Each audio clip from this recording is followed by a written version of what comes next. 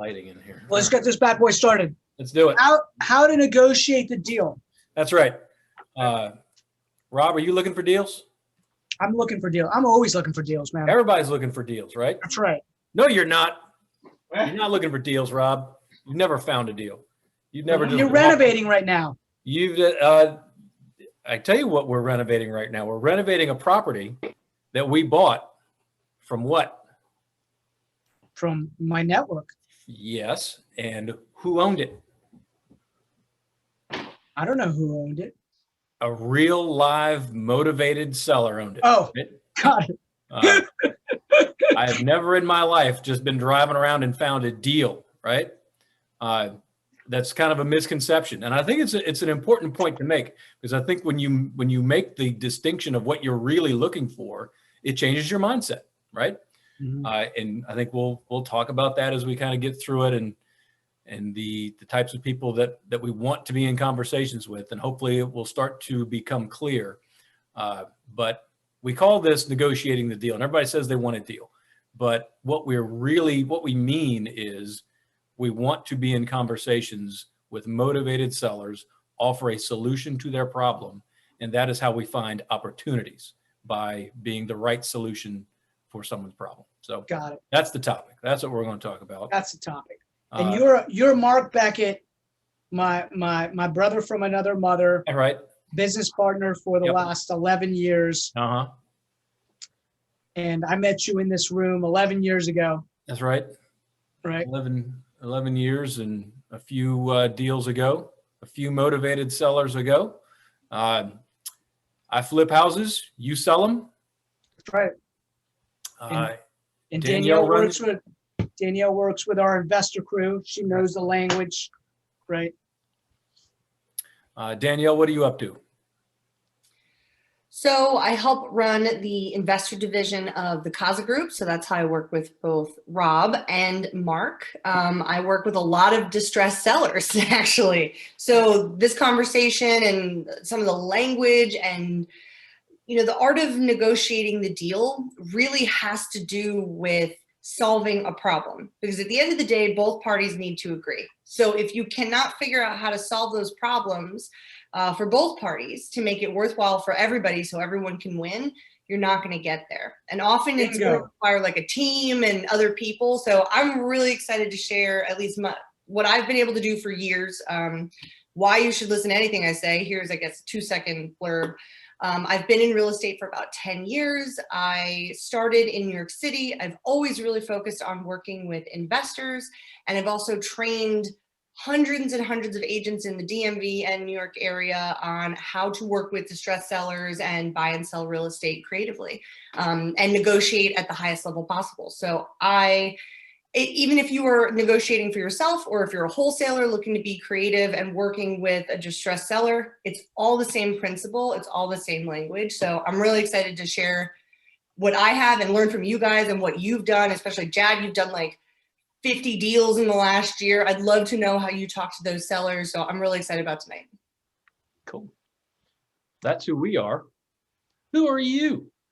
As always, we want to try to go around to anybody who is willing to jump on and say hello. And we encourage you to fire up those cameras, if you will. We promise not to pick apart your home decor. If you need better home decor. Nobody could be as cool as you, Mark. Look at that. Yeah, we're rocking, looks like I've got New Order and the classic GNR in the background. That's right. Yeah. But if you are too shy to speak out and up, listen, the chat is there. The purpose of why we do what we do is to develop relationships, experience, give you a little inspiration along the way. But you guys should be building up your database. Big fan of the bigger your database is, the more opportunity there is in your life, right? So build that up. Yep. So if you want to put in the chat, hey, Mark Beckett, I flip houses and do construction, Mark at thecazagroup.com. Now you got his contact info and you can hit him up afterwards, right? Right. So hit us Chip, up. where are you? Your microphone's untethered there. Can you hear me? I'm untethered. I'm Yes, in the private lending space. been doing it for a long time. Primarily work with some frankly wealthy individuals that frankly made their bones in the real estate sector. And they're at a point in their lives where they do not want to be out swinging a hammer and being out on a job site, but they know and understand the mentality and what goes into a real estate investment. So they would frankly rather just write a check and get a return. So it sort of gives you the leniency and the unfiltered approach to go out and structure a deal so that it makes sense. I'll also do some of the institutional stuff, which, you know, I could go on about that for a long time, but the long story short is there's a lot of capital out there. But along with some of that capital comes a lot of rules and a lot of constraints, and it's different strokes for different folks. You know, if you are willing to and have the ability to go through the scrutiny and the documentation, then there's capital out there at really, really good rates. What my privates will generally do is we'll all meet at the property. We'll understand the mentality of the buyer, what they're trying to do, what they're trying to accomplish, and we'll figure out a way to get a deal cut. It's really kind of that simple. Awesome. And you just helped somebody that contacted me, and thank you for helping them with that. I appreciate it. Yeah, man. Cool deal. Yep. Is that, I see Janae in the room. Hello, Janae.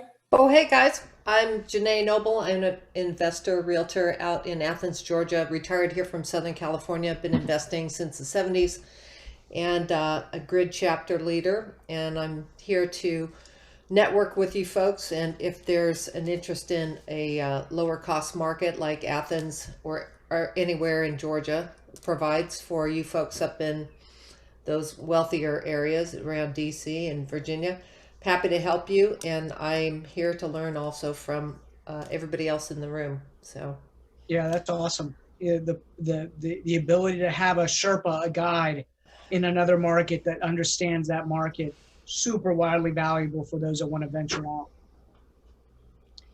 And Thomas Price, man, I'm so excited you're on here. Who are you? Introduce yourself to us. So I am Thomas Price. I used to run the CAZA Group's operations team and budgets and all that stuff, and now I run our property management company, so Home Pro Property Management. So I'm the one that basically can take all of your 3 a.m. calls and deal with, heaven forbid, the evictions, or be your general contractor and everything in between for any properties that you might be holding on to and renting out. So that's me. That's what I do. Yeah, I just want to say, hey, Thomas has literally, he built CAZA, right? Like all the back end operations, he built it, and incredibly talented. Been with us for 7 years and is now my business partner in the property management business, and he runs it. That's his baby. So I'm super excited to have him on here because, you know, he's on this wealth building path like many of you on here. And the more that we network with each other, the more we learn from each other, man, it's just sky's the limit. So thanks for jumping on here. And I wouldn't trust anybody else with my property. So he's got all my properties right now. Thank you. Cool. How about Jad? We heard you on the line. Are you still on the hotline? Yeah, I'm here. Yeah, my name is Jad Sarsour. I have the video, but I just got a shot. So I'm flipping houses. I flipped houses from Baltimore to Riverdale to Warrenton to Bealton. I have flipped 12 houses since November. So I used to come to Rob and Mark's meetup before COVID. I used to fight through an hour traffic just to come hear them speak. So I'm really lucky that I can now do it over Zoom. So I just love coming to your meetups and being inspired and learning from Mark and Rob, and you know, hopefully I can continue to learn some more. Cool, man. We love having you here. Wealth of info. Rotate the tires on that car, buddy. We're going to be back in person soon. You may never come back. It'll be, you know, the world is going to be both physical and virtual. Like, it's accepted. So I'm down with that too. As long as you guys have snacks, I'll be there. Maybe some turkey sandwiches, you know, some lattes. Never hurt anybody. We'll make it happen. Lure people out for the first couple, I guess. Terry, hello, we see you. How are you this evening? I'm good. One of the bad things about doing all these meetings from home is you don't leave yourself enough time to finish dinner. So I didn't want to eat in front of everyone. So that's why the camera was off. I've been doing that, and I apologize. Your hosts have no such. No, I see that. So join right in, grab your udon noodles and chow down. Terry, where do you invest? Right now, the Winchester area and looking at Central Florida. Okay. Been in the real estate market on and off for 30 years. I've flipped, I've bought and hold, and I was an appraiser. So now you're that's expanding to Ocala, huh? You got it. Okay. Got to make your way down to Lake. We're about to launch in Orlando, Great Orlando. Yes, that's actually a great segue there, Rob. Germaine Nice. to you, Terry. Okay. We have one of these groups now coming to Florida very soon. Yeah. Great. Expect to see more in the next month or so. So we will start dominating from the horse country to the old country. Should we call it the old country? That's Germany. Not the old To the villages, to the experienced livers of the villages. Down Okay, there. stop digging yourself. It's You're good. No. Stop Stop digging. yourself. I know. Oh, well, very nice to have you here. Thank you. Anybody else want to say hello? Real quick, introduce yourselves before we move on. Final call for howdies. I see a background just fired up for. I know his background fired up. Let's go. Let's make this happen. All right. Well, Jeff, we see your background. You want to say hi? Please feel free to do so. Yeah, my system's a little bad today. It doesn't want to actually do both, so that's why I didn't have the video. So if you see me on video, that's fine. I have it going, but I'm not sure if it's going or not. I came last time actually, and that was my first session, and that was a great session. So I made sure that I found the next one that you guys were doing, which is this one. I'm up in northern New Jersey. I've got a multifamily up here that we're doing a studs renovation on. And we're interested, or we're hoping that we can finish this one off, and then we start looking for that next one. And so with the market being as hot as it is, I'm hoping that with this one, with this session, we figure out how to do it outside the MLS. So we're not fighting for the scraps that come off of that. Cool. Very cool. We can cover that topic a little bit, Mark, for sure. Yeah. Excellent. Rob or Mark, Yes. can somebody take all the contact information that's in the chat and send it out to everybody? Yes, Yeah. and you can too. So Great. if you see the little chat box here, Yeah. Thomas just posted his information with Home Pro. So right below that, you'll see a 2-line and a box in the bottom where you can kind of enter your message. To the right-hand side, you'll see the 3 little dots. Click on the 3 little dots, and a little button will pop up to save the chat. And you can save this chat with all of this information in it directly for yourself, anywhere you want. Very cool. Thank you. Have all that contact information. And yep, absolutely. We encourage everyone to do that. That is the point. We don't introduce ourselves just to waste time. We do want everyone to know that there are investors in the room. There's money in the room. There are agents in the room. There are other people in other cities in this room. Pay attention to who is here. Reach out to the other people that are here. Connect after this meeting. That's why we are all here. We want to hear from you. So feel free to reach out. As soon as we're all fully vaxxed, we'll get back to having coffees again. And that's where we make our money, right? We make deals from this room, and you can too. So that's what it's all about. It's building a network and following up with that network and finding ways that we can work together. Great. As Rob says, relationships matter. So let's build those relationships, all right? And then, as we were saying, we're going to try to do this in a room, maybe as early as next month. So keep an eye on the space, and hopefully we will see you in the flesh here soon. In the meantime, if you're doing deals in the room, vet people, right? That's the point of this slide. Just watch out for yourself. Vet all deals, vet all people, ask for references. That's the other benefit of a network. Everybody knows everybody, so you can check people out. Yeah, we're not accountants. We're not attorneys. That's Our right. mileage, your mileage may vary. That's right. We're just people who do deals, right? And that gets me back to the original point. We do deals. We're not looking for deals. What we're looking for are motivated sellers, right? People with issues related to real estate, with problems we can solve. And by offering to help solve their problem, hopefully we uncover an opportunity where we can buy real estate at less than full market value, add some value to it, sell it for more than we got into it. Fairly straightforward, but it is a critical distinction. A lot of what we've talked about already this year involved how to try to get your phone to ring, how to estimate renovations without going to see every single house, how to minimize your time and money invested before you've actually found something that's a viable, valuable deal. And talking with sellers is the same thing. You need to try to, as quickly as possible, identify if you're talking to someone that you can help or not. And if you're not, you should always try to find another way to monetize the opportunity. We never just hang up and say, yep, you owe more on your house than it's worth, sorry, goodbye. There's an answer for everyone, right? If you're talking to someone who has a property to sell, you should some way be able to monetize that, right? It may not be directly with you buying it, but maybe by referring them to, guess what, the network that you're building here this evening, right? You can find other ways to monetize those opportunities. But what we want are people that have, in our case, residential property, because that's predominantly what I'm interested in, that has something going on, some kind of circumstance with themselves or with the house or with something that has them in a situation, has them dealing with a problem that needs solving, and they're not able to solve it themselves. This is not how you can talk somebody into selling you a house for less than what it's worth, right?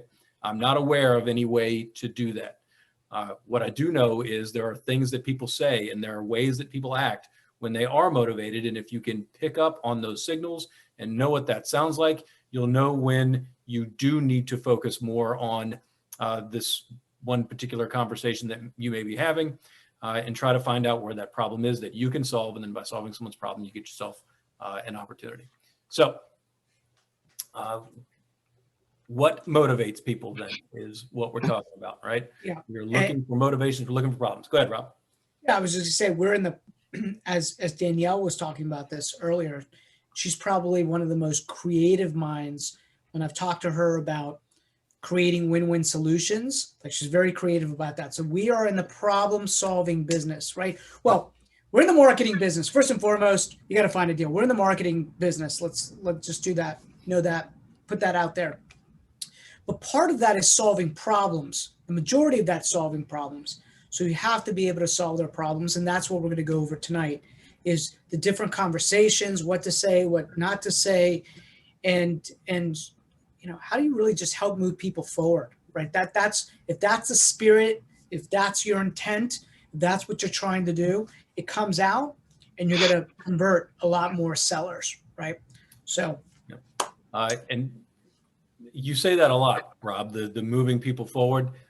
Let's remember to come back to that because after we talk about some of these things, I want to make another point related to moving people forward through the things that are holding them back. So the things that hold people back typically fall into one of a couple categories: circumstance and emotion.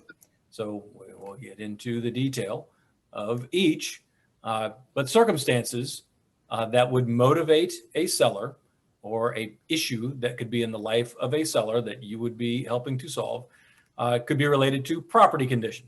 This is one of the more common ones, right? A house that's been not lived in for a long time, has some issues, may have some damage.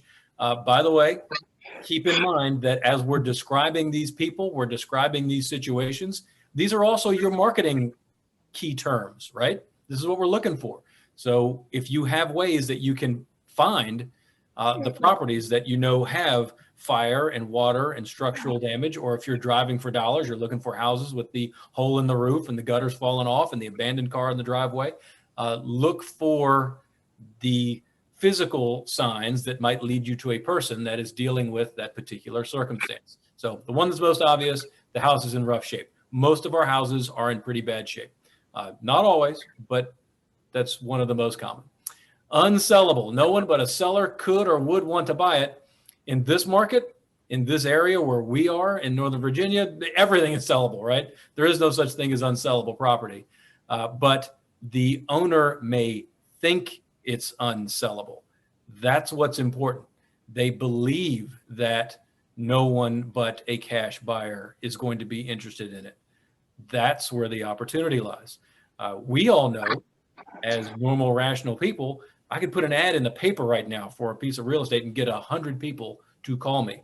But the motivated seller who has things going on in their life that's pulling their attention somewhere else may see this house as just a thing I'm not ready to deal with right now because I know no one is going to want to buy it. That's what you're looking for. The person who doesn't believe that it's sellable. Financial issues, repairs that they can't afford.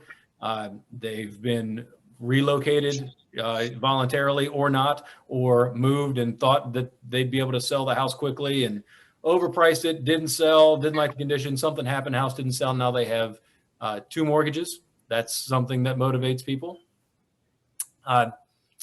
External issues, also oftentimes related to money. If you're not paying your mortgage, you're starting to get notices from a lender. A lot of people wait very, very late in that process to try to resolve it. That's an opportunity. We tell people you should never just give up and walk away. Even if you're a day ahead of an auction, there's usually something someone can do. But the earlier you find them in that process, the more time you'll have and the more leverage you'll probably have to get a deal done. But pre-foreclosures, someone who needs cash to solve some other problem, those are people that you can help. By the way, there's another good marketing list, pre-foreclosure list, right? Everybody knows you can buy that list. You can get that list. You can find those lists online in your market. A good place to market for motivated. We should, Mark, we should probably put in the links below. Like we're using PropStream, we're using Privy, we're using some tools that help get those circumstances in front of us, right? Because a lot of this is public information. And the gentleman that was from New Jersey, he was asking the question like, hey, I want to try to get this stuff before it comes on the market, before it's in the MLS. The only way you're going to do that is by getting access to these lists, right? And then marketing to those lists. So we're looking for that circumstance when we're pulling those lists. And you can stack them, right? Do you want to talk really quickly about what stacking is? Well, yeah, you essentially can pull a list that has one set of criteria, like somebody whose property hasn't transferred in the last 20 years. And then you could layer it with another list that essentially says, okay, and out of those, I want to be able to find properties that have liens against them. And you could pull that up, right? And then you could actually layer it one step further and you could say, and I want to find somebody that, hasn't transferred in 20 years, has a lien, and is an absentee owner, and they're out of state. And now these are very targeted lists that have a higher likelihood to potentially have somebody raise their hand, right? So that's when you start getting really granular on your list. Does that make sense to everybody? Because while one of these things may be a motivating factor, imagine if you were dealing with 2 or 3 or 4. And so what you can do, as Rob said, is list stack by adding conditions to the list that will uncover people with multiple motivations. But Mark and Rob, have you guys found texting is easier to get someone to make contact, or do you guys still prefer to call? Texting all the way. I think we should try them all. Yeah, you try them all. It should be a letter, a text, a call, and an email. And because everybody communicates differently. And when they see you in multiple places, all of a sudden you've created this innate legitimacy about it, because now they see your email with your logo, and then they get your text with your information, and then they hear your voice, and they'll receive your letter in the mail, and all of a sudden you're more omnipresent for them. So anytime you can do all of it, all 4 or more, if you have more creative stuff, go for it. I would suggest the more the better. And last thing, have you, Danielle or Mark or Rob, have you guys ever gone to someone's house on a pre-foreclosure? Let's say they're getting foreclosed on in a week. Have you guys ever went and knocked on the door and introduced yourself and like maybe brought a brochure in like a non-threatening way? That's how I started, Chad. That's how I started. I'd look up in the newspaper back in the day because I didn't know how to get this data any other way. Looked in the classifieds. I'd see the properties that were going to auction, and then I'd go knock on the door, and then I'd make my wife go knock on the door afterwards. I figured That's amazing, Rob.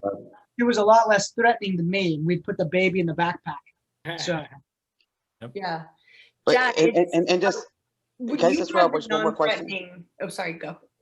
Rob, so when you would knock on the door and you would say, "Excuse me, miss, I just want you to know that your house is going into foreclosure and I would like to buy it. Is that okay?" Like, how would that even go for you, Rob? yeah, well, that I wouldn't use that script, right? Yeah. So first and foremost, I'd make sure that like it wasn't that there wasn't a child, there next to mom or dad, right? And I would knock on the door and I would just say, "Hey, I noticed in the paper that your property was scheduled to go to auction, and I wanted to make sure that you have explored all your options to try to save your house. What's your plan?" I help people figure out how to get this saved if that's what they want to do, and I'd love to talk to you about it, right? Because that would get me in the door to talk to them about trying to figure out a way to help them save their house. And by the way, Chad, that was the intent. I wanted to help them figure out a way to save the property if it was possible. But the reality was that when you explored all the options, the majority, like 9.9% of the time, there were no additional options. But now we've gotten into rapport and trust had been built, and I was able to stop the foreclosure, give them ways to be able to stop the foreclosure, and then work out a way where we could buy the property. That's amazing, Rob, that you had the audacity to go there. I mean, I just feel like in this day and age, I just feel like so much anxiety even doing it. I don't know. I left a high six-figure income, and there was no other option. There was no other option, and that was the only. And at the time, that was the only way I knew how to go direct. Right now, I understand how to create, what I call one-to-many communication. This is one-to-many, right? But then I didn't know that, so I had to rely on a non-threatening opener, and then I had to rely on developing rapport and trust and sincerity and empathy and helping people move forward. But we're getting off topic a little bit. Just one more thing, Rob, on that. So let's say out of every 10 houses that you knocked on, how many do you think you converted? Oh man, it was a lot more than that. It was it was maybe 30, right? Before we'd get a deal. It took me 6 months to get my first deal, Jad. And this is what people don't realize. Shit. Like, some people don't realize that, like, they enter into this business thinking it's going to happen month 1, month 2, month 3. It doesn't. It's like time on task over time is what is the secret sauce to all of this business, right? Of all marketing, of all business building. And so, but I didn't only door knock. I door knocked. I sent letters, kind of like what Danielle was talking about. I door knocked. I sent letters. I did the basic, like the bandit signs, which always made me feel super icky. But I was just testing. I was trying to figure out how to make it work. No, but a lot of respect to you, Rob, for you to go knock on people's doors. That's like the ultimate hustler. Like that's a lot of respect for that. So let me just say, when you reframe it and you put it in this way, and this is like for whether it's a phone call or knocking on doors, if you're sincerely going there to help somebody, and the intent is not to buy it, the intent is to help somebody, it makes it so much easier to knock on that door or pick up the phone. Because I'm no longer trying to get something for me. I'm trying to help them get something. And it's like, if you could just switch that in your brain, it makes all sales just service. and it makes it easy at that point. But if you enter in thinking, how can I get this person to sell me the house? How can I convince them? That's me centric. That'll never work. You might And that's win a such a good couple. point. Like, I hope everyone on this call is realizing that. That's such a good point. Because I feel like when I've gone to a couple of people's houses and I'm just like, I bring my contract with me and I'm so desperate to get them to sign because I'm so worried that another investor is going to steal the deal from me, that like they can see the desperation all over my face. You know what I mean? But if I had just come with the attitude that you have, which is like, how can I help you? Like, what do you need? You know, instead of me just being, I got to get this lady to sign before she goes and calls another, you know, ugly houses, we buy uglyhouses.com, or another investor comes and steals it from right under me. I think it would have gone a lot better for me. Yeah, I couldn't agree more.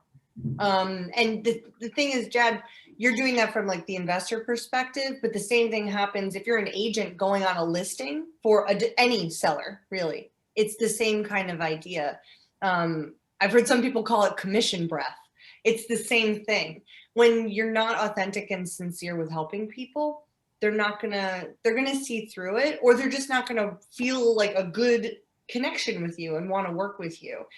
But anytime you try to help someone, they trust you. And even if they talk to somebody else, I've had people call me and say, I just did not like the other person that came after you. They made me feel icky.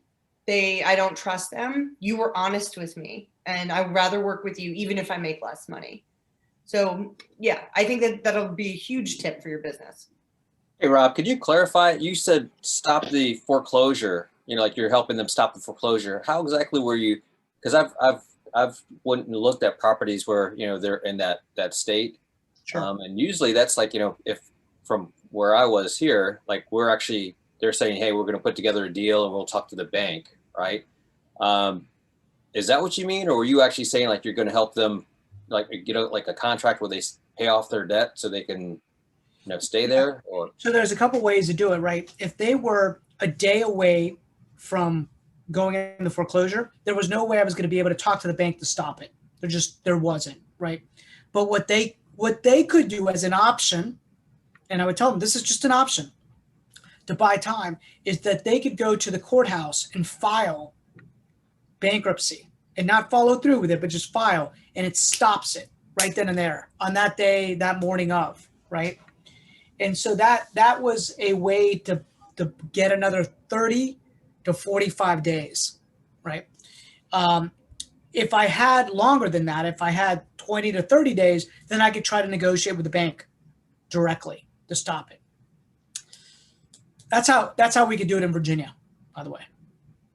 Your state might be different, but that's how I do it. With about 10 days, you can effectuate a sale, right? We can usually get a house closed in 10 days, as long as title is relatively clean. So yeah, 1 day bankruptcy, 10 days buy it, 30 to 45 days, you can usually do some kind of workout, short sale, extension, something. I mean, I did hundreds of short sales, and that was always a tool that we And what's used. interesting, Rob, is that we do a lot of bankruptcies at my law firm. And so if they file the bankruptcy, they don't even have to go through with it. As long as they file the application, it stays the foreclosure. And then if that person doesn't want to file Chapter 7, their petition will just be dismissed. So that's Correct. another thing that Rob could tell them. I'm sure Rob did tell them to say, just Yeah, file that was a strategy. They didn't have to go through with it. You could file, cost a couple $100 if they did it directly at the courthouse. We'd give them instruction on how to do it, right? We'd give them the pros and the cons. Hey, this is how it's going to affect you. It will show up on your credit report, right? Mm-hmm. And so, but it then gets, like, just like Jad said, they don't have to follow through with it at that point. But all your creditors are alerted, and it stops the foreclosure, and it gives you just more time. And so obviously that's a motivating circumstance, right? You're getting big, thick, pink envelopes taped to your door, and we don't have to tell people that there's an issue. They know. You're just here to help. And if you can solve the problem, you can uncover the opportunity. Then the last kind of big circumstantial thing that I've got is I call it convenience, but it's really more of an inconvenience, a house that you may have inherited, perhaps out of state, right? In a state that you've been put in charge of because who knows why? Maybe you volunteered for it, maybe you didn't. And now you are the person who is supposed to be selling a house in a state that you don't live in, that you haven't seen, maybe need some work. What am I supposed to do with this? If you find that person, they have needs. They have problems that they could use some help with solving. Once again, that's a good list, right? Absentee, out-of-state estates are great lists to market to. So the circumstance list, really good for finding your marketing lists. Look for these circumstances. Tell those people you're out there. You can help them solve their problem. That's how you get your phone to ring.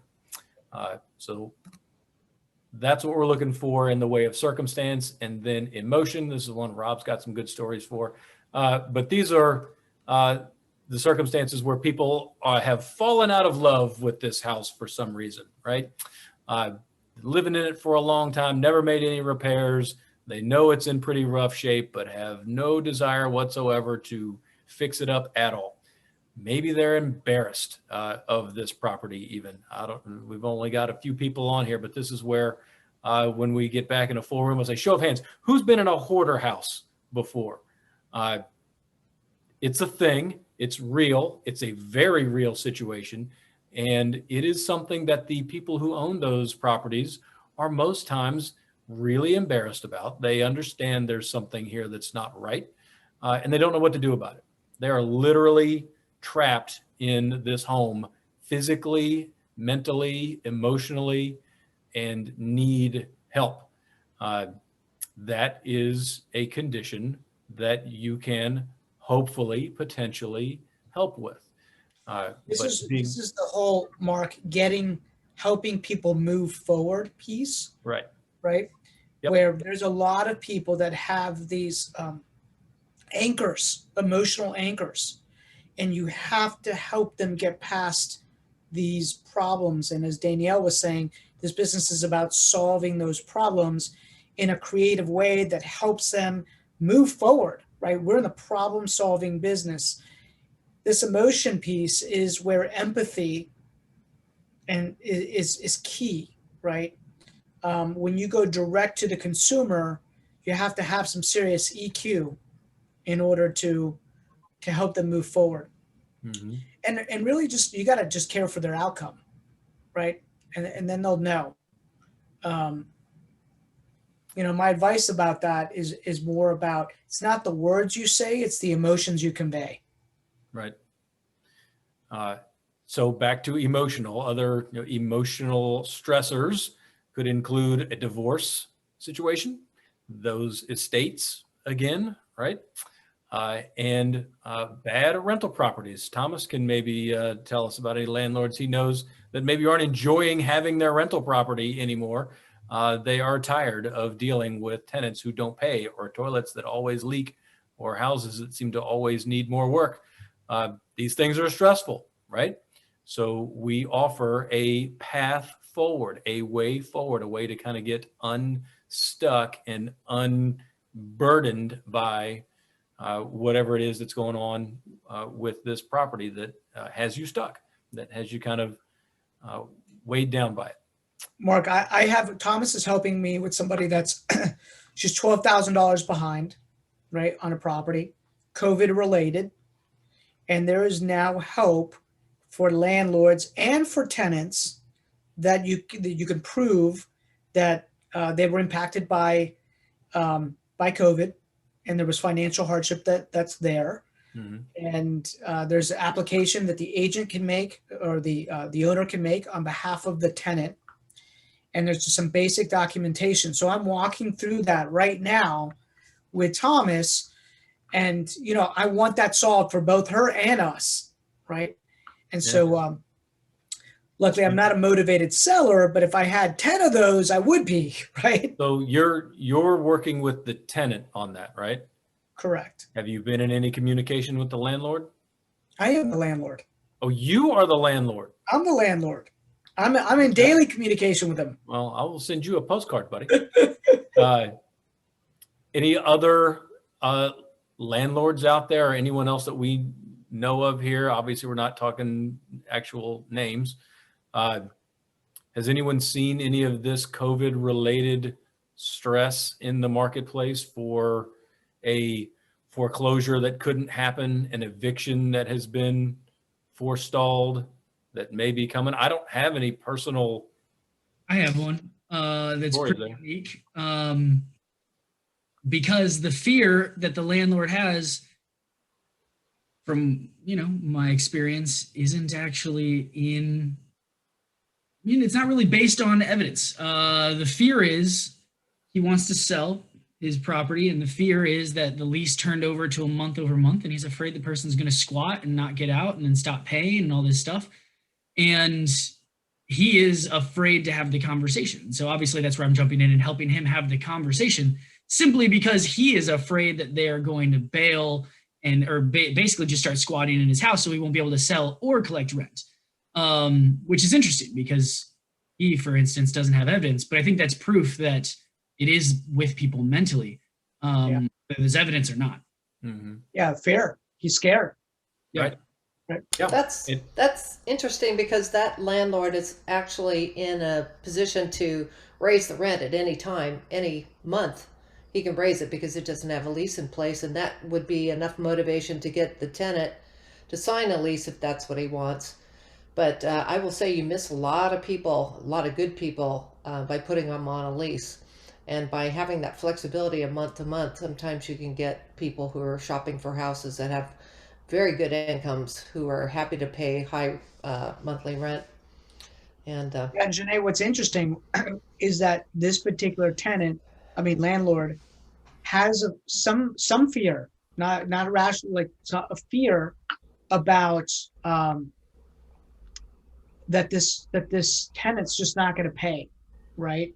That once we say, hey, we're going to sell this house, that he's just going to squat, right? And it's not based in reality at all. And so this is another example of helping create a solution to help move somebody forward. He really just needs a third party voice. Enters Thomas, right, to be that third party voice, to kind of have that conversation so we can move everybody forward. So that's that's the landlord worried about, how do I move this sale forward without having this tenant squat in my house. yeah, and Rob, here in Georgia, it's a very landlord friendly state. I'm not sure what it is in Virginia, but California is one of the worst as far as tenant friendly states, and we are very familiar with cash for keys, and that works every time. Just pay them a set amount. So there are a lot of ways to mitigate that fear, but you're right, the conversation has to happen. I think my takeaway from what Thomas was talking about is never assume. Don't assume you know what someone else is thinking. Ask leading questions so that they will tell you what they're thinking. And if someone wants to sell the house, then that is a solution that you can provide. It doesn't matter if their reason for selling is rational to you, it's rational to them. So solve the problem, give them what they're asking for.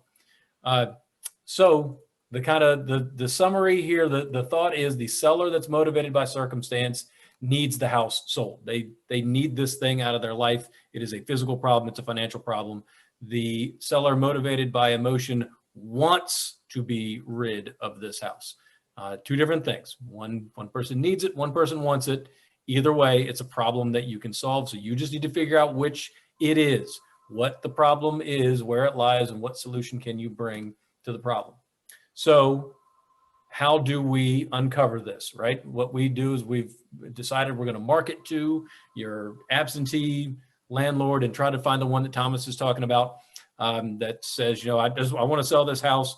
I'm afraid of my tenants. I don't like getting the calls anymore. This thing sucks. What can you do? Right? So we send out that marketing, somebody calls, and then this is kind of what Rob was alluding to at the beginning. We're always trying to build rapport. There are different ways to approach this business, right? We know some people who are extremely direct. Hello, yeah, what's the address? What do you want for it? I'll give you half of whatever that number is. No good for you. Okay, goodbye. And if you send out 40,000 pieces, you can do that. You can just bang, bang, bang, and just keep going until you make that half of what they're asking for offer. And they go, well, can't you come up like another $5,000? And then you jump on that and that's your deal. That's got to be your method. That's got to be what works for you. That's got to be a sustainable marketing strategy. I think you can do it with a lot less marketing just by trying to be a little more helpful with anyone that you do come into contact with, build some rapport, and then try to solve that problem. And like I said, even if you aren't the solution, they won't sell it to you for half of the number that they want or you want to buy it, but they do want to sell. You can find them another solution somewhere that maybe even gets you paid. But friendly, authoritative, building rapport, right? What we're trying to do is determine motivation by building rapport and asking leading questions. So here are some of those leading questions. And some of these, I'm just assuming that you're doing some marketing. So if you've done some marketing and someone has called you and you're not using a tracking number, like an if by phone, there are different services out there to know what piece of material they're calling on. How'd you hear about us, right? You always want to know if someone called you, what they're calling you from. My guess is if you're doing marketing, you probably are already using some if by phones or a Google number or something that you can track. But if you haven't, ask that. Don't forget to ask if the house is for sale. I can tell you I've done this before. I've gotten a little too far down the road of trying to uncover the problem. And they're like, yeah, and it's been on the market now for like a month and a half. Like, oh, it's listed for sale. Oh, well, that would be helpful. Let me just pull up the listing real quick and I can maybe diagnose a lot faster why it's been 30 days and you haven't sold. Right now, today, if someone's got the house on the market, they're probably not going to be calling off of your marketing. You can clean your list up if you're sending your marketing piece to someone with a house already on the market.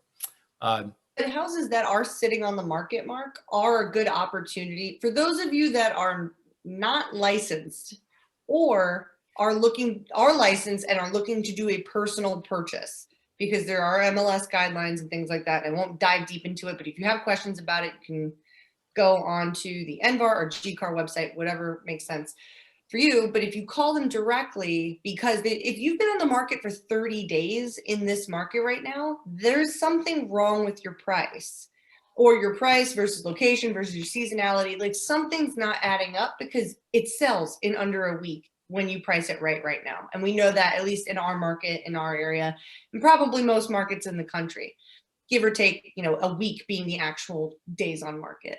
But that could be a really great list for you to call if that's something you're looking for too. Homes that are looking to sell, but have been sitting on the market for a while. Yeah, you're right. You shouldn't have a limiting belief that just because it's on the market, it doesn't work, right? You just sold a house for an investor who bought it off the open market. He just had a better way to monetize that opportunity through an addition, Mark, that made it make sense. can I add something that's not in here that's super important? Yeah. How do you answer the phone and take the pressure off? So let's just do a quick little role play, right? Sure. So Danielle, let's say you received a letter and you called me, right? Okay. And I'll go in the character. You're thinking about selling your house, right? Okay. So ring, right? Like, pick up the phone. And I'm like, hello? Hi, my name is Danielle. I gave you a call because I received one of your letters in the mail and I'm interested in selling my home. Oh, great, Danielle. Thanks so much for calling. Just out of curiosity, like what area is your property in?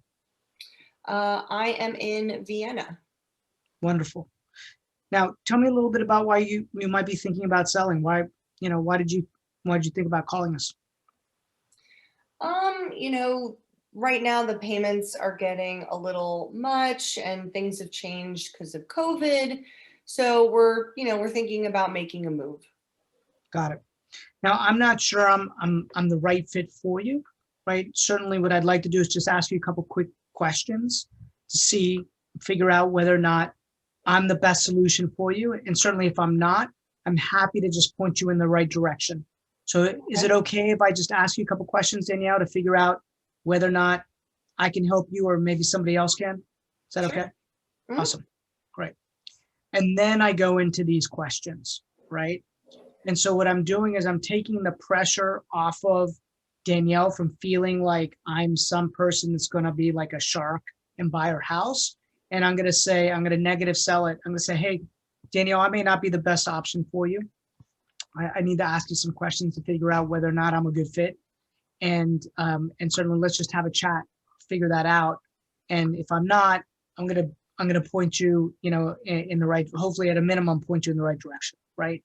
And let me tell you, that takes that, just having that conversation is now like you could see them go, and now what they're gonna do is they're gonna open up about their motivation. Yeah. Makes sense. So. But Rob, my biggest problem has been with tired landlords is that normally they're pretty sophisticated. It's hard to find some type of discount.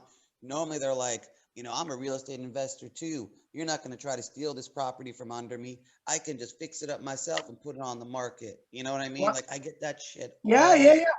And by the way, that's the whole thing. Annoying. And I'm not going to convince them to sell me something that they don't want to sell for the price that I want to buy it. I'm going to be like, hey man, I totally get you. I want you to be able to get the most money out of your assets you possibly can. I may not be the best solution for you. So why don't you tell me a little bit more about what's going on? And hey, at a minimum, I might be able to hook you up with a good contact that can help you. So let's talk. Right. I don't want to pay any commissions. And I just want to sell this house and sell it as is. And I don't want to make any repairs, but you're not going to steal it from me, Rob. Yeah, I know you guys are a bunch of sharks out there, but I mean, this is what I get all the time. Like, No, of course. I would never steal a property from you. We're going to figure out what makes sense for both of us and what we can come to an agreement on that both of us win. The end. Yeah.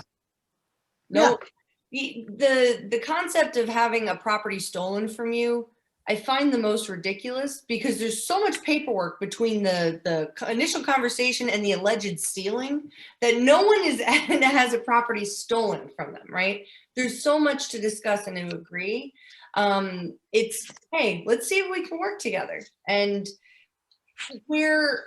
I think most people get hung up the most, and the negotiation is the most tense, especially for people who don't like negotiations. Now, Jad, you probably are excellent at negotiations, especially with your law background.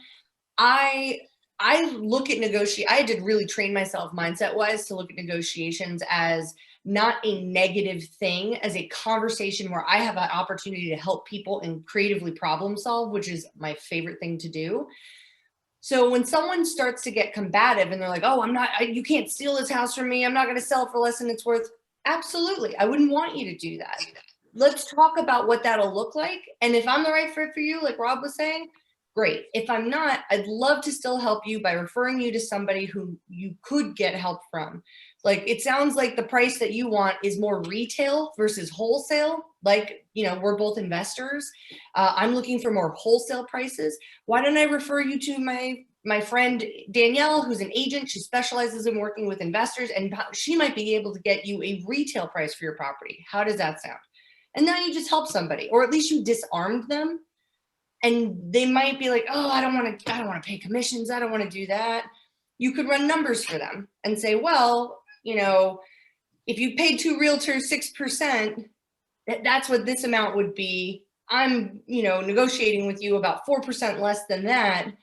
Really, like, you'd net more if you just sold it to me without any realtor commissions, or like however the numbers worked out. You get what I'm saying? Sometimes just making it, one of the ways I help people feel like I'm not telling them what to do is I put numbers on the table, and I take the emotion out of it by making it data driven. And I say, hey, let's talk about the real numbers, your true net. And if you're comfortable with it, great, let's move forward. And if you're not, that's cool. Let me see how else we can work together. Yeah. And Dad, what I hear you saying is that what you want to be able to do is put the most amount of money in your pocket in the fastest amount of time. Is that right? Yeah, but you know what's even worse? They say there are 2 tragedies in life, right? One is, not getting what you want. The other one is getting it. I was able to negotiate a house in Stafford recently where I got it for $220. The ARV is $362. I thought, man, I am the shit, right, Rob? I am the man, okay? And I was like, man, I got over on this seller, I know. Okay, boom, I go to sell it, right? We need to do a septic inspection. Guess what, Rob? The septic doesn't drain. Not only that, the company already knew it, the septic one that goes out there. Guess what Jad had to do to get a house closed? I had to escrow $40,000. Escrow 40,000 just to close the house. So sometimes, like now, if I get a really good deal off of like a seller, now I think I might be the sucker. Like he might just be acquiescing. I'll give you another house. I had a house in Berryville. The ARV is 400,000. Okay, I talked the agent down, Rob, to 175. Luckily, like I'm not that much of a retard, and I'm sorry, that's not political. I wasn't that greedy. Like, so I actually sent a home inspector. The entire basement is shifting. Like there was like large cracks in the thing, Rob. I would have bought it as is, sight unseen. And I would have been stuck with a house that I couldn't do anything with. So for everyone on this call, if you get a really good deal from the seller, you might just want to like send a home inspector and do a septic inspection. Yeah, of course. Yeah. You're jumping levels real fast. But Jad, I'm gonna rewire your brain. I'm gonna rewire your brain. I need it, please. Yeah, here, nobody is getting over on anybody. Nobody, you're not winning and they're losing. That's not how you win at this game long term, right? You win at this game long term by being completely transparent, helpful, and solution oriented, right? And yes, you might lose a couple deals along the way, but what you're going to be able to do is you're going to get a lot more deals in the long term when you actually like think that way, right? And then it just makes every conversation easier. It makes the conversation that Danielle was talking about where, listen, I may not be the person to buy this house, but let's figure out a good solution for you. And then I'm telling you, that literally opens up everybody to have an open and upfront conversation with you about it. That's when you can ask them, how much money do you owe on the house, right?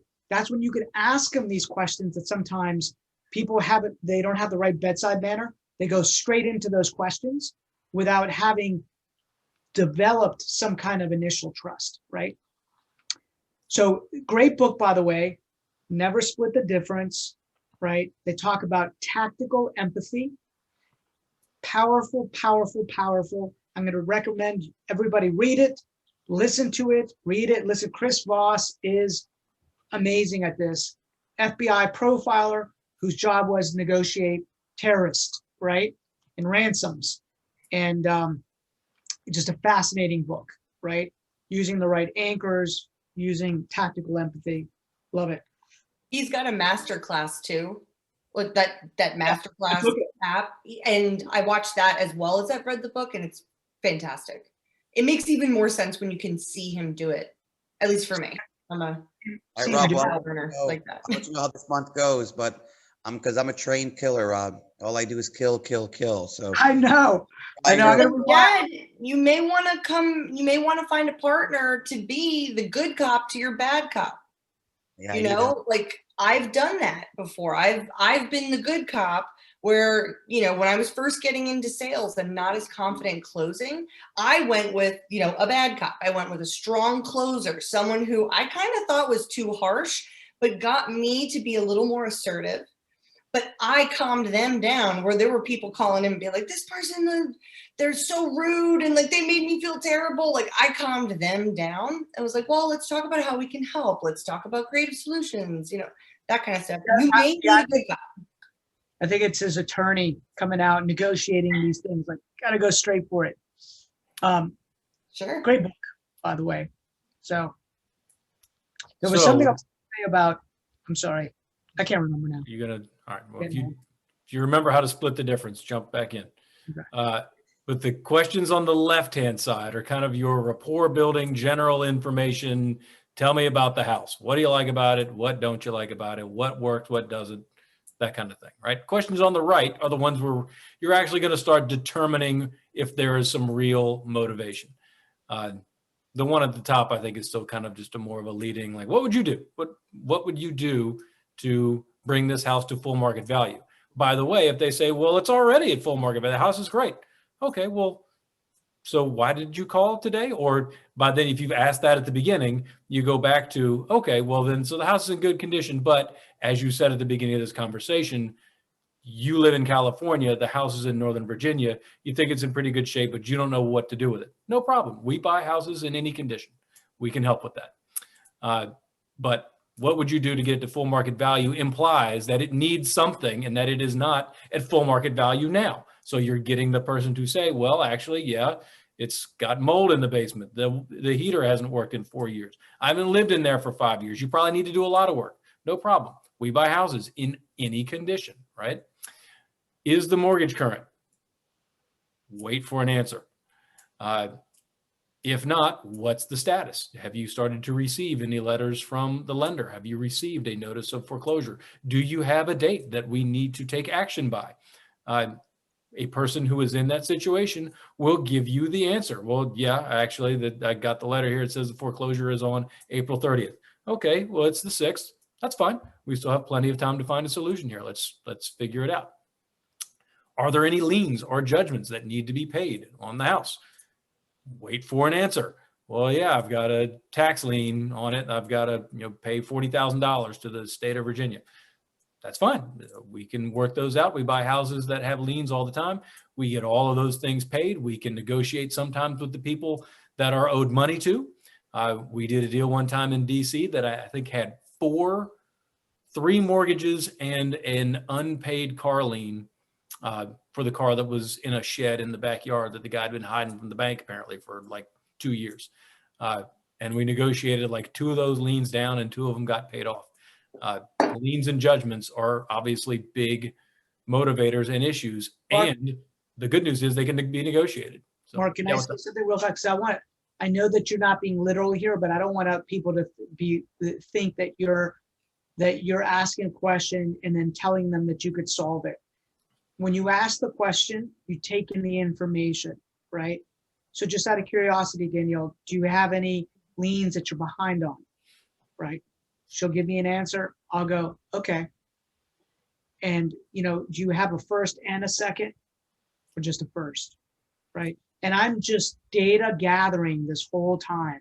I'm not passing judgment at all, nor am I saying I can help in any way, shape, or form. I'm literally just data gathering the whole time. And then at the end of all the data gathering, I'll say, Mark, based on our conversation, I think I have the ability to help you, right? Or based on our conversation, I don't think I'm the right fit for you. But here's what I suggest, right? So it really is data gathering. Think of it as like, a detective. You're playing detective on this. And by the way, I will make assumptions on purpose to have them correct me on those assumptions, right? I'm going to try to uncover somebody's motivation. I might say something like, hey, Mark, I assume that you're not going directly to an agent because you're trying to save money on the commission. And then I'm just gonna, right? And then he might say, no, that's not the case. I'm time's more important to me. I'd say, yeah, I don't like those agents. I want to save money on the commission, right? Or, I assume you're calling me because you want to get the house sold in the next 5 days, right? Make it extreme. No, I want to sell it in like 15 days, right? Okay. What happens 15 days from now? Just go down that, right? So that I just want to make sure that we're taking in the data, not passing judgment at all, good or bad, and then we're determining, can we help, or should we refer them on to somebody else? Right. Yeah. And by the way, this isn't really a list that you can just kind of go down, because as you said, you start the conversation with, well, how can I help?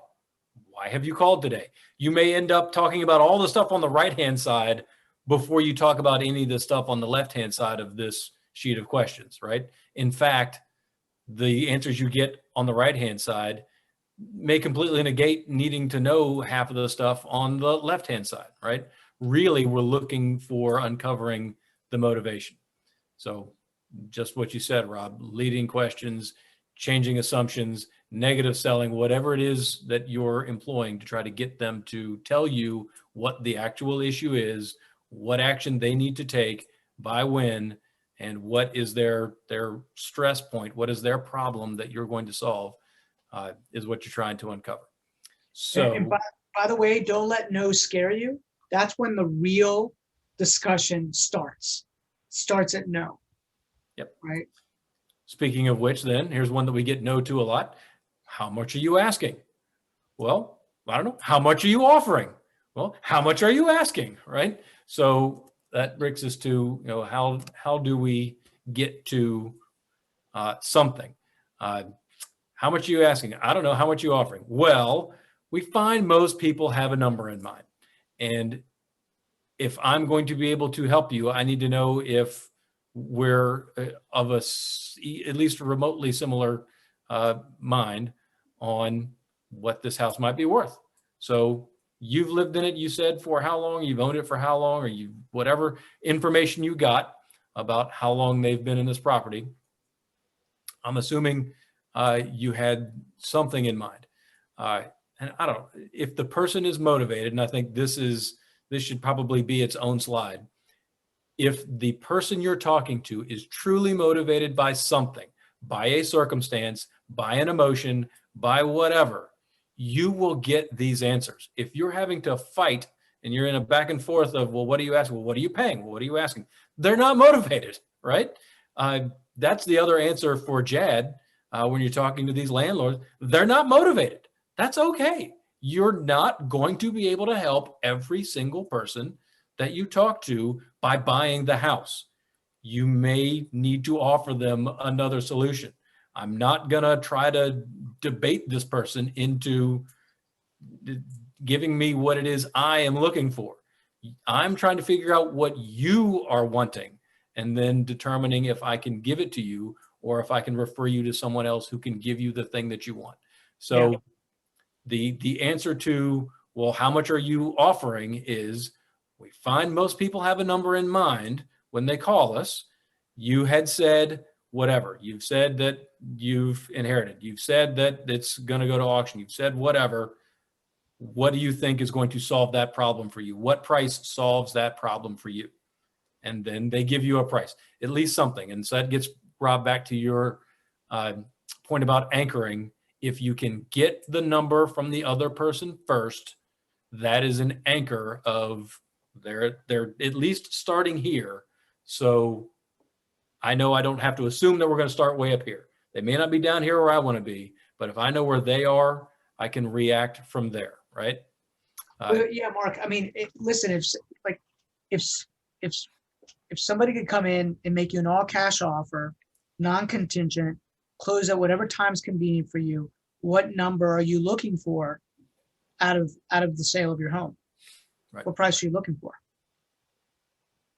And then he'll give me something, right? He's like, well, what would you offer me? I'm like, well, I have to take a look at the house, but I get a lot of calls like these all the time, and I need to make sure that like we're even in the same ballpark, right? So tell me, well, what number you have in mind. I find every seller's got a number, right? You have a number, I'm sure, and I can tell you whether or not I can help you with that. And if not, I'll just point you in the right direction. But either way, I just want to help you. So what number do you want to get, Mark? Right. What's the number? Well, the guy across the street, I know sold his for $525. It was probably in pretty good shape. I know mine needs probably a new kitchen maybe, and you probably put some carpet in it. So I'd take $475. Got it. And a company like ours, normally what we do is we go in, we fix them up, we sell them, and we put them on the open market, right? And we normally buy properties that sound like they need that need a lot more work than yours. Yours sounds like a really nice, pretty property already. You could probably put it on the open market and get a great price right now. So well, I mean, the kitchen's pretty old, and I mean, the other one had 3 full bathrooms, and we've got a powder room, so you'd probably need to do that. And that's what happens, right? When you say, well, it sounds pretty nice, maybe we're not the solution. They try to sell you the house. Well, actually, right? That's when you get the, well, actually. Yeah, that's where you start switching it. That's right. Yeah, you're essentially putting it in an area that's saying, hey, I don't think I'm the right solution based on what I'm hearing, right? And then they'll self-correct, right? It'll come back to that motivation of, well, actually, this house is in pretty rough shape and I don't know what to do with it. So yeah, it's going to need some work. Then if you are in a position to be able to determine value, and this kind of gets back into points that we make with Zone about knowing your market and working in one place and owning some mind share and being able to respond when someone calls from your farm that you constantly work and you know what values are. Maybe you're driving down the road and you know this neighborhood so well because it's a neighborhood you've been marketing to for years. You know exactly where that house is, what it's worth. You know what you'd want to pay for it. Or you're on a computer, you're doing your comps, you're looking at values. You've been able to determine what you think the house is worth while they're telling you things about the house. However you get there, you should be trying to determine what you want to pay for it and then say, okay, great. So if we were able to buy the house as it is, you said you needed to close by the 15th. If we could get it closed by the 15th as is, and you didn't have to take a single thing out, fix a single thing in the house, you could just close the door behind you and be gone. Would 375 get that done for you? That's right. There you go. Somebody said something. That's right. You got it. Right? You just wait, right? And You put it out there and you just wait. And by the way he said it, would 375 work for you? It's very matter of fact, downward swinging. He didn't go, would 375 work for you? That is no confidence, upward swing. Very important. Downward swing versus upward swing, right? So you'll lose a deal if you go, will 375 work for you? Like just the other night, I had a conversation with a friend of mine. He's negotiating a deal with his tenant, and he was like, he was using language, I'm gonna see if he wants around this number. And I was like, no. You can't be wishy-washy. You can't be like, are you willing to pay around this number? You've got to say, hey, this is the number I'm looking for. And then just this is where I can help you. I can help you. If I can help you, I will. If I can't, then I'll try to find you someone that can. But this is the number that I am confident I can help you with. Can I be your solution? That's what you want to determine, right? And yeah, you're right, Rob. It's not a question. It's a statement. I can help you at this number. Will that work for you? And then wait. And typically, if you give your number and then you don't hear anything, I mean, somewhere around there, you're going to be encouraged to say something you shouldn't say, like, or something, or, about that, or, maybe I'll come look at the house. Just wait. You'll either get hung up on, in which case they're not motivated, or you'll get something. You'll probably get no, right? And Rob, like you said, that's when the negotiation actually starts. You give them an offer like, well, no. Okay. What number then works for you? What is the lowest number you would accept, given what we talked about, knowing that we're going to have to do some work to the house to bring it up to full market condition, but we'll buy it as is, close quickly with cash. I'll even cover your closing costs. You won't have to pay any commissions. You won't have to pay any title fees. All you'll pay are whatever the back taxes are on the house, and you'll be outdone with a full net number that we can determine very quickly what gets that done for you. I need at least $10,000 more. Well, we might be able to get there. Let me make an appointment. Let's find a time when I can get out to take a look at the house. And if it looks like what you've just described to me, we'll see if we can get there. Perfect. Because when you're within $10,000, you have to decide what the number is. But remember, I'm on the phone with somebody and I haven't seen the house. So based on what numbers I've ridden, or what work I've done, 70% of ARV minus renovation. A new investor listening to this right now might be thinking like, what do you mean you're making an offer? You've never even seen the house, right? That's a whole nother piece that we coach on and teach. But you've got to realize that when you're doing this at scale, you couldn't possibly go look at all the houses. You just can't, right? I can't drive out 30 minutes to go look at one house, 50 minutes to go look at another one, an hour to go look, like it doesn't work, right? So we need to get straight down to the nitty gritty, and we need to know our markets, and we need to just be testing, right? Yep. Yeah. But the best way to test is to throw an offer out and see what kind of reaction you can get, and then say, all right, then where would you be comfortable? And you should have some way of knowing if that works or not. If it works, great, make some kind of an appointment where you can get to see the house, or hopefully you can close it there after you know more about the actual property. Or if we're $150,000 off, I'm probably not going to bridge that gap, no matter what I see at the house. Okay, well, it sounds like you need more out of this house than what we're able to offer to do what we do. Why don't you sell this house with a great agent? By the way, I know the best agent in Northern Virginia that sold 400 houses last year. Max, I just noticed something. We're an hour and 23 minutes, man. It's crazy. We're having so much fun. Yeah. So let's surprise. We're taking. I know. Well, we're almost there. We're very, very. Or let's even just. Well, go ahead. Or we could even open it up for questions, right? So set the appointment is what we're talking about, right? And so if you are even remotely close to somebody, you've made an offer, they've countered with something, you think it's worth doing. When you go to meet someone at a house, ask that anyone that would need to sign a contract be there. You'll at least uncover, oh, well, actually, I own it with 5 of my sisters. That at least is information that you needed to know. We've done that before too, and they don't all have to be there, but you need to at least know where these folks are in the world and if they're all on the same page. Oh, you have 5 sisters you own together. Do you all agree that you are selling this house right now? And if the answer is no, you need to do more homework, right? Don't run out to a house if you don't even know exactly who owns it, and you're maybe not even talking to the person who's going to be signing it.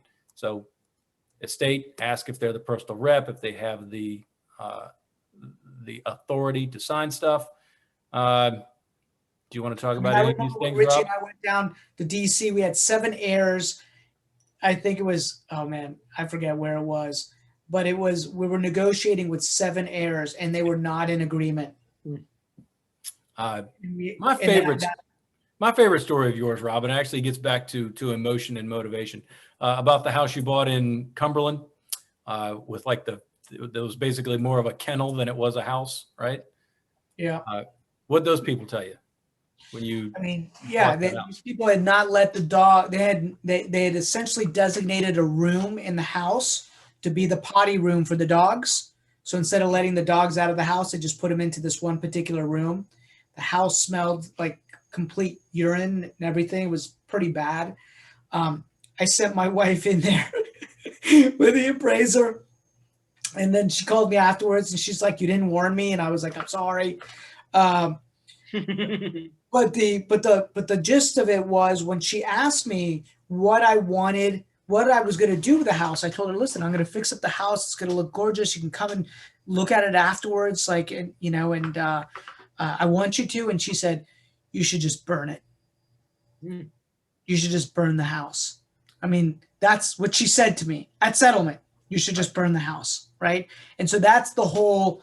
This thing was such an albatross over her neck, and she had such bad feeling about the house that she just wanted to be rid of it. And that is a motivated seller, right? And many times people don't understand, like, how is it that you buy a house at 70 cents on the dollar minus renovations? Well, there's problems there with the house. This house had lots of urine and feces, and it was awful.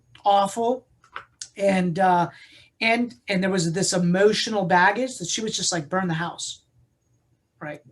And so that is the buy box, right? Many new investors think that the buy box is somebody that is thinking to try to circumnavigate the commissions with an agent. And I'm like, listen, you're going to leave money on the table if that's what you're thinking you're going to do. So yeah, I won't bore you guys anymore. So open it up for questions. Yeah, to say, if you make your appointment, re-ask your questions, look at the house, obviously, ask directly about any deficiencies. These folks probably know the house needs something, but you need to reiterate that it's going to need work, and then remake your pitch as is, fast closing. I can cover your closing costs. whatever your particular pitch is, have a contract. We do always have a contract, even if we don't sign it that day. We try to make the pitch and get the offer signed.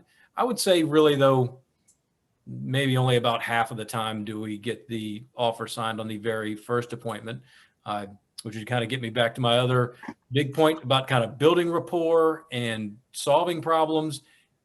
Not one person we've ever bought a house from, and not one house we've ever bought didn't have other options. In fact, I gave them other options. I told them I could help you fix this house up, do half of what I would probably do to fix it up, and then we'll help you sell it. And you can get all that money back and then some. And that is still an offer that we make. That's one of the things that we do.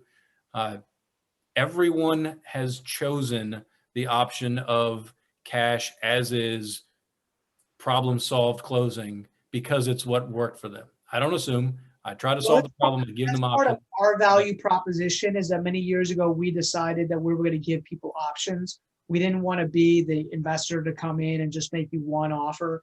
We really wanted to truly be the solution-oriented people to be able to give you multiple options. Say, hey, here's this as is option, or here's the option where we can help you kind of fix it up a little bit, put it on the open market, and get you more money. That'll always net you more money than just going direct, as is offer. Or we can even lend you the money and do a renovate now, pay later program, as long as you got some equity, and you could make substantially more, but it's going to take you longer, right? So one is super convenient, super fast. The other one is pretty convenient, but takes a little bit more time, right? And the third is obviously the most money, but it's going to take longer. Which one do you want to do, right? And so that's become our model. That's our secret sauce, right, on it. I believe that's why if you're just like a one, and by the way, I'm finding that the lines between agent and investor are blurring. This is why you have Open Door and Zillow offers, and you're finding that, hey, they're all kind of doing the same thing. Here's an investor offer, but if that doesn't work for you, here's our agent partner, right? So just for you guys to understand where the market's going, that's what's happening, right? For sure. Well, and it's been happening for a while. It's been happening for a while. Like, how long has Compass Concierge been out? And how many like mega agents have had enough money to lend their clients enough to renovate a bathroom or renovate a kitchen or like paint? Been doing that for years. Years. So really what that is in that 1, 2, 3 model, right? That easiest, middle ground, or most money, most complicated model. All that does is there's been people doing number 3 for a really long time. And it's still a great option and it makes people the most money, especially in a seller's market. But if you have that kind of time and convenience, or you want to deal with, 1 to 6 months of renovation before you even get on the market and sell it, cool. That might be a great option for you. But for a lot of the people on this call, being able to figure out the creative problem solving that doesn't necessarily include the contracting, that's where getting really creative with problem solving and having a team of people that can help you with certain things is, I find, to be really essential. Like we had mentioned hoarder situations before. I've called in therapists and organizers to help mediate, really tense emotional situations for sellers to help them get out of their home and deal with that very emotional process in a healthy, as controlled as possible way. I've called moving companies, vendors, one time an exorcist. I thought it was a joke, but they weren't. They wanted to sage their house. There's been a lot of people. It really does take a village. Or sometimes they're like, what do we have to disclose? What don't we have to disclose? This reminded me, we had a cat medium one time. That's a very specific niche. Yes. Yeah, and it was the moving guy was like, yes, my mom speaks to cats, and the lady was like, can they talk about our cats? It was a thing. It was a thing. There you go, Danielle. A village. Danielle, can I ask Danielle real quick? How do you cover your costs on soft services like that? Calling in a therapist. How did you work that into the deal? So when possible, In this case, it wasn't a financial hardship necessarily. It was a hoarder situation, but it was much more of the emotional than the circumstance for that. Well, I guess their emotional circumstance became a physical circumstance in that case. They weren't necessarily underwater. It's just they were never going to be the kind of client that needed or could sell in like on the MLS as like an open market. Like no one was having an open house at this house anytime. So in this case, they were able to pay for it. But this is something that if you were offering that like concierge service, or if you have a self-directed IRA and you wanted to lend money and charge it either an interest rate, or if you're an agent and you will be listing it for them in whatever capacity, you can build that into your cost, either as like a fixed marketing cost if it's a listing, or there's a lot of ways to do it. I just figure out the best way for that client. So if it's not something they can afford up front, I'll figure out a way to kind of finance it or work it into like a higher commission rate, like a 6.5% or something like that. Or if it is something they can afford to do up front, then I just have them pay for it directly. Yeah, we do a 6.5% for the Renovate Now, Pay Later program. That 0.5% is for kind of the project management piece. And we build into our cost, Janae, that we'll do a pre-inspection on every property, right? We spend money up front in order to help minimize problems down the road. Like I'm willing to invest that as long as somebody's signing an agreement with me.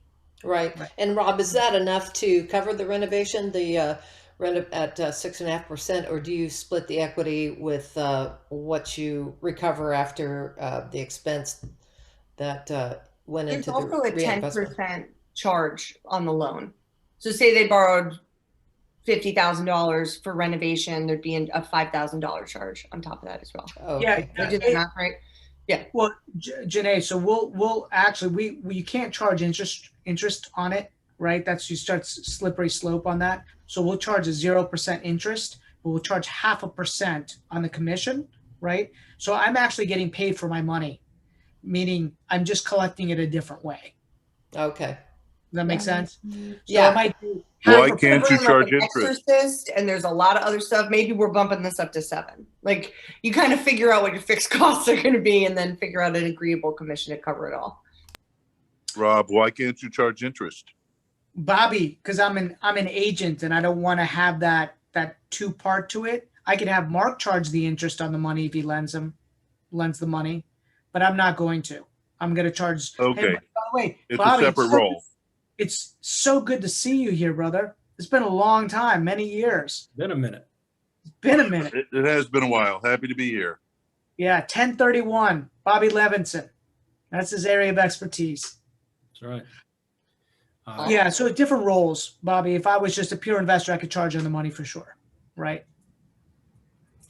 And the way I've done it, Janae, is I just work it into the deal. So we bought hoarder houses before where part of the deal was there were valuable things in the house that they wanted to find and then get sold for the estate.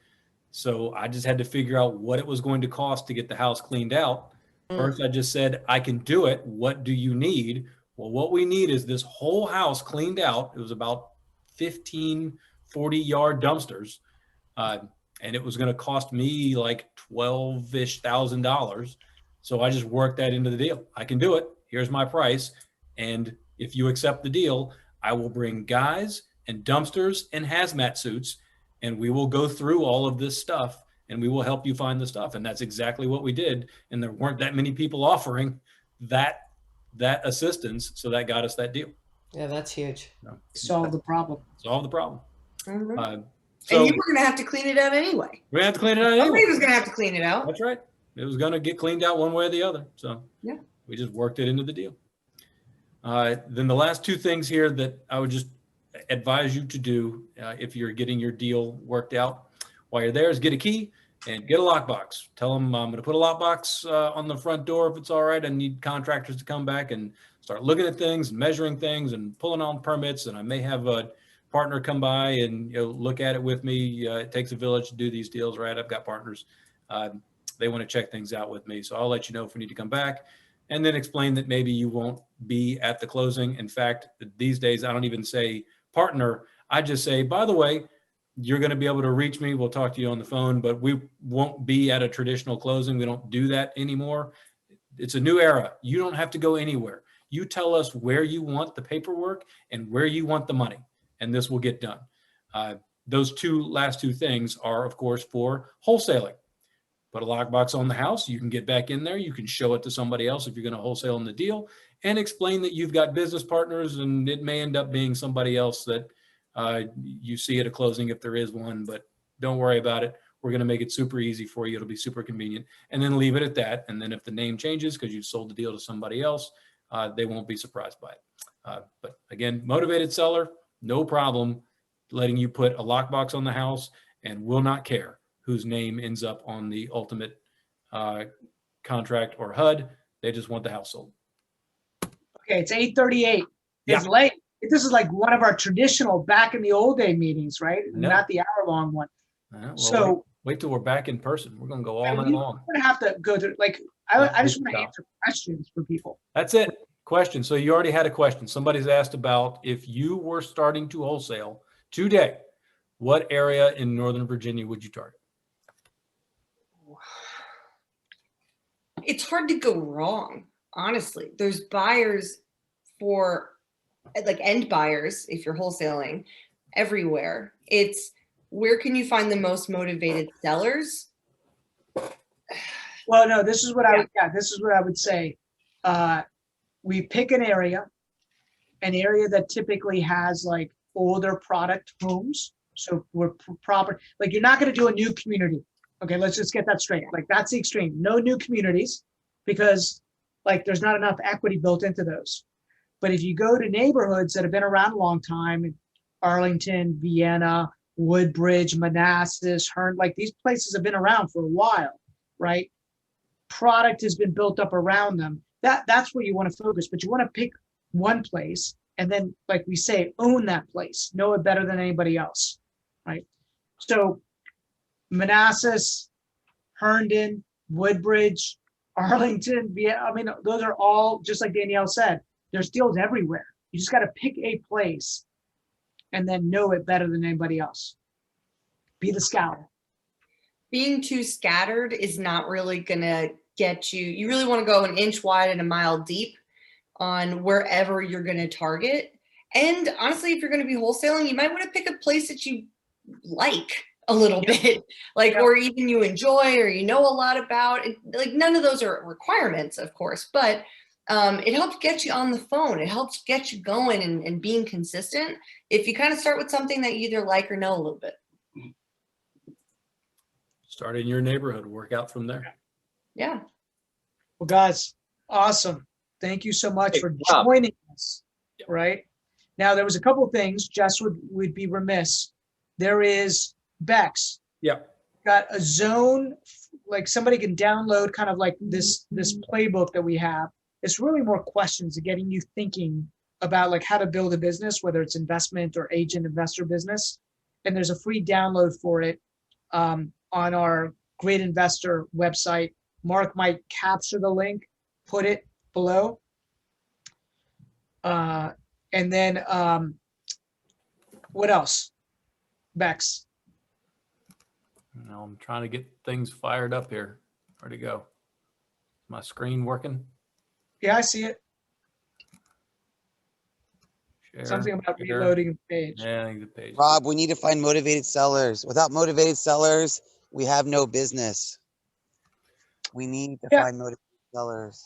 So pick an area, drive for dollars, direct mail, list stack, use products. Like, do you use list services, or how are you doing it, Chad? Just through the network? Yeah, through the network. I just stay on Facebook. I message people first. I throw insane amounts of money down on the EMD and pray that the house doesn't have a $40,000 septic problem. That's basically it. Yeah. Well, you got to go direct. So you've got to, if you really want to play the motivated seller game, you've got to go, direct to the consumer, right? What you've been doing right now is just going to, well, the network helps you for sure, because there might be somebody in the network that takes you direct to consumer, but you might want to start thinking about marketing direct to consumer. Picking Rob, an area. how how much do you think you spend a month trying to find motivated sellers, like with that prop stream and all that? Like, how much do I need to budget? It depends. Yeah. I want to be a killer like yourself. How much would it cost to be a killer like Rob and Mark? So I spend $15,000 a month in marketing, right? But there's companies that spend $150,000 a month in marketing. It's wherever you decide to the size of the business that you want, right? So you could do it with $1,500 a month, Chad. You could do it with $1,000. You could do it with 500. And Rob, how many leads do you think you get from $15,000 a month? But Thomas, my lead guys here. So we were getting, that was at capacity, probably getting around 500-600 leads. 500-600 leads? That's amazing. I know, but this is our agent business, Chad. But in our agent business, there's a lot of distressed sales that come out of it. This is why Mark and I have been good partners, because what happens is people respond to different renovate now, pay later messaging that we do, right? Or as is messaging that we do, or they just say, listen, we see that you guys do a lot of investments, and I've got a property that needs a lot of work. So that's amazing. Good for you, Rob. 15,000 can generate 600 leads. Yeah, but wow. This is the Facebook. You start getting good at generating leads on Facebook, and it's not that expensive. What becomes expensive is the conversion of those leads, hiring an inside sales team to take those calls and then follow up on those calls. So it's a machine at that point, Chad. Like, you've got to figure out, and that's not a lot of money. Like, in our world, like that is low. Like, there's places that spend a lot more money in marketing. I mean, you look at Express, they're spending, or they were spending, I don't know now, but they were spending $100,000 a month. That's incredible to see $100,000 leave your account, not knowing whether you'll ever see it again. Well, what happens is it becomes a science at that point. You know that for every dollar you spend, you're hoping to get back 2, right? 3. And so that's when it becomes this predictable machine. That's the only reason why you spend money. You just don't flush it down the toilet hoping. You test. You start small. It works. You add fuel. It works. You add more fuel. It works. You add more fuel. Just keep doing that. So, Rob, we had a couple of things that we wanted to mention that I think are kind of relevant to those last couple of questions about how you start. If you go to gridinvestor.com, over here under resources, we've got a couple of things you can check out. One is called the Zone Cheat Sheet. And if you click on that, you can download our Zone Cheat Sheet. It tells you how you can choose a market, how you can own the mind share of that market and nurture that market for business, right? And it's free. Just go here, sign up, download, follow, and flourish, right? That is one thing that you can check out on our site. The other thing that we have now is we're starting to develop some courses and some things that you can get access to that may help you on your journey. Oh, by the way, this is also where you can find, if you weren't there, a replay of Grid Connect that we did a couple of months ago, which was awesome. People doing baller stuff. Investing from out of state, buying dozens of houses a month, using really cool technology platforms to run their business. We learned a ton and some things that we're going to start implementing that if you want to follow up on it, you can download a replay of the whole thing here from the website. And the other thing is our deal analyzer course. This is a tool that I've been using for a dozen years. It's what I use to look at a deal. I go through an hour or two of explaining what it is and how it works and walking through every step of it. People are constantly asking, like, how do I know if I've got a deal? What are the numbers on this thing? We finally got something put together and have priced it so that you can afford it, so that you can use what I'm using. If you download that analyzer tool, that is exactly what I use to look at my deals. So check those out on the website and keep coming back for more. We're going to try to continue to develop these tools and these things that we've been doing ourselves for the last dozen years and get them cleaned up in a way that you can use them too. and they won't cost you a fortune, and they will be highly valuable. So please keep checking out gridinvestor.com for those platforms. Guys, well, thank you so much. Thanks for spending. Dude, your time is a valuable resource. We appreciate you spending this valuable time with us tonight. We really do. So Absolutely. go out and crush it. That's Make right. make it an awesome week. We will see you either here or maybe at person. Grid HQ in Reston. Keep an eye on Meetup. Keep an eye on the email. Watch for the notices. We're getting closer. We're going to get back in the room here soon, and we will look forward to seeing you there. Yeah, we'll make him a mix. We'll make it virtual just for Jad, so he could stay in his pajamas. We'll do both. Yeah. And Thanks, then guys. next month, we're talking about how to rehab for big profits. So really piggybacking off of what we talked about tonight and finding distressed sellers, talking to them and getting those deals in the books. Now, here's how to have a strategy so you don't lose your shirt. That's a good point. Yep. Yep. Awesome. Okay, guys. See you guys next month. Thanks, everybody.